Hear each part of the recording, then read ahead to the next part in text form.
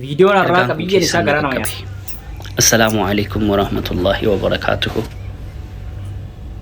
أكم جرت فيا كيساني نجا كيساني إرجع كيسان نجا كبكنا أكر ما قديتن إسني في دبادة قلبي تنجا كسام. السلام عليكم ورحمة الله وبركاته.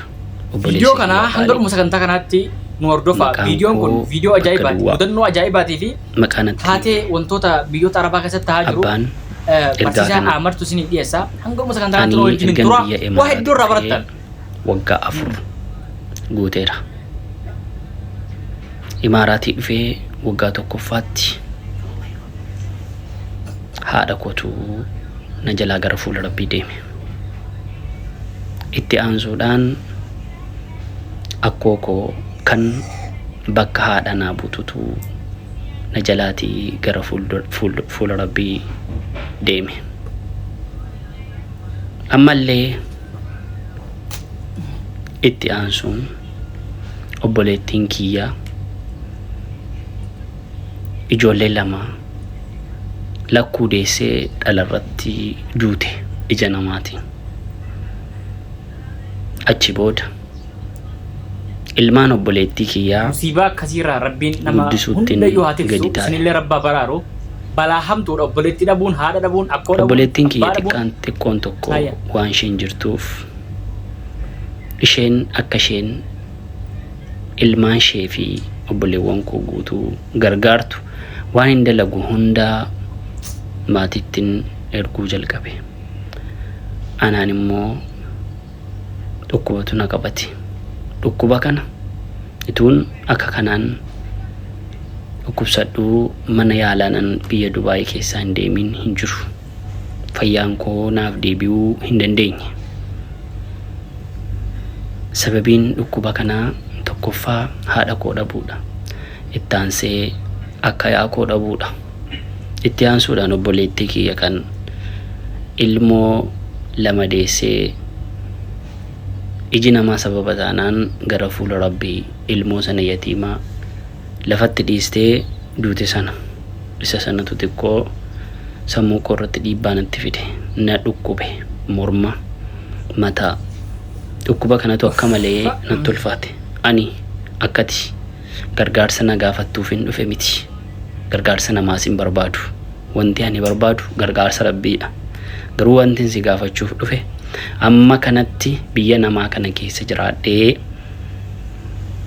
ilmaan obboleettii koo warra obboleettiin kiyyaa irraa duute yatiima sana guddisuun natti ulfaate sababa ana dhukkubuuf. Obboleewwan kiyyaa warra xixiqqaallee gargaaruun natti ulfaate warra maatiin kiyya irraa dhuman. Kanaafuu wanti hin barbaadu. Yeroo ammaa biyya Imaaraatii namoonni haaraa dhufanii as hojjechuu hin danda'an dubartoonni fudhataa hin jiru. Biyyi Imaaraat waan jedhuun dhaga'e. Informationii kana waan hin dhaga'eef naman amanuun dhabe.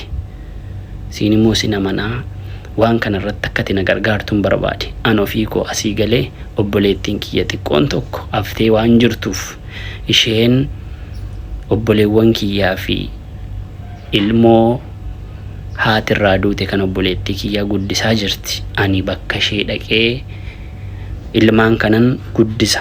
Dalagaa mana rabaa waan hin dalaguu hin dandeenyeef obboleettii koo kana akkati naaf fidduun barbaadee jetti. Hawaasa bal'aa kan afaan koo kana dhageessan seenaa kana gaafa dhageessan maalti isinitti dhaga'ama? Namoonni na hordoftan hundi keessan akka keessanitti obboleettiin keenya kun seenaan ishee garaa isin nyaatu maal gochuu qabna jettanii yaaddu? Yaada keessan komentii jala naa kaa'aa. Akkasuma lakkoomsi bilbilaa koo piroofaayilii jara jira.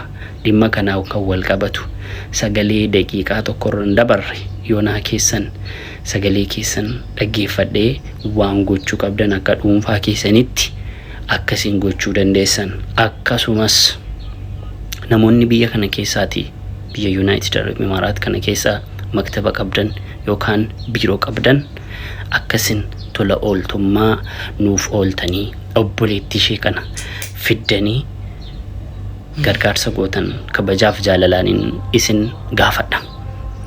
Namoonni kaan seenaa kanarraatii maal barattu?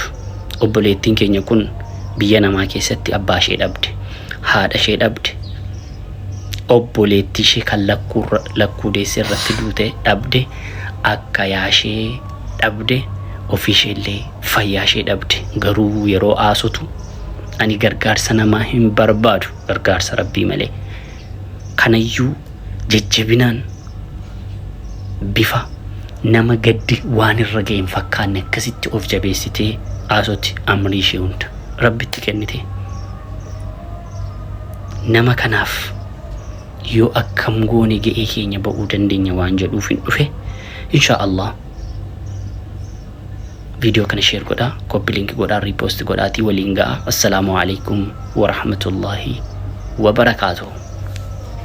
Ifa marra deebi'a sumaanu hubachiisaa fi yaadachiisa. Namoonni video kana agartan guyyaa tokko Rabbii jedhaati video share godhaa, like godhaa, beeku Rabbii jedhaati share godhaati warroota biiroo qaban biraatiin ga'a. Namni tokko yoo xiqqaate yeroo 10 share gochuu qaba, yeroo 10 copy link gochuu qaba, yeroo 10 repost gochuu qaba.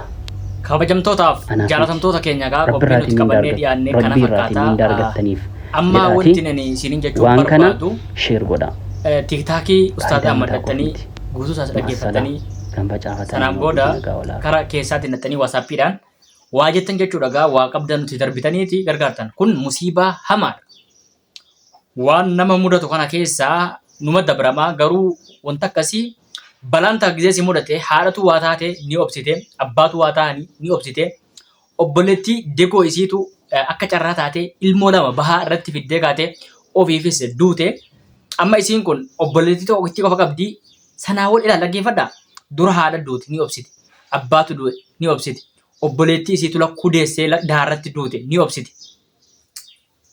Sadaffaa irratti matuma isii irratti yoo dhukkubni dhufe namni yoo dhukkuba kaanillee dhabe xiinsammuu isaayyuu fayyaan ta'u.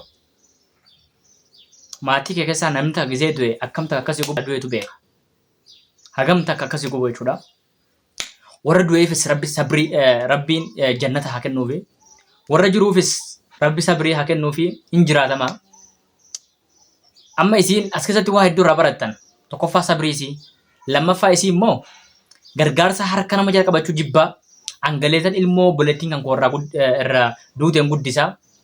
Obboleettii kiyya naa fidaa. Obboleettiin kiyya immoo biyaansi yoo xiqqaatee jedhee wama nyaataa nu haa gargaartu jechuu waan jedhu qalbii keessaa qabdi jechuudha.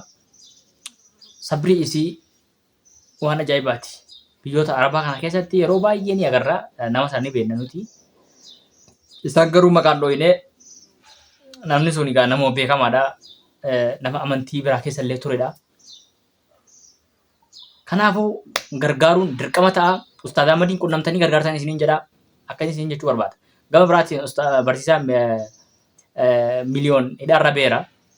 Viidiyoon keenya kun waan dheerateef dhimma miliyooniin immoo wantoota xixiqqoo takka ni qabna. Viidiyoo lammataatiin walitti deebina. Warroonni hanga dhuma sagantaa kanatti nu hordoftan kabajattu isiniin mala galatoomaa isin jechuu barbaada. Asirratti dhaabbanna dongorri yoo jiraate nu beeksisaa keessaan isin jechuu barbaadna. Nagaan nuuf tura lafa nagaa oola.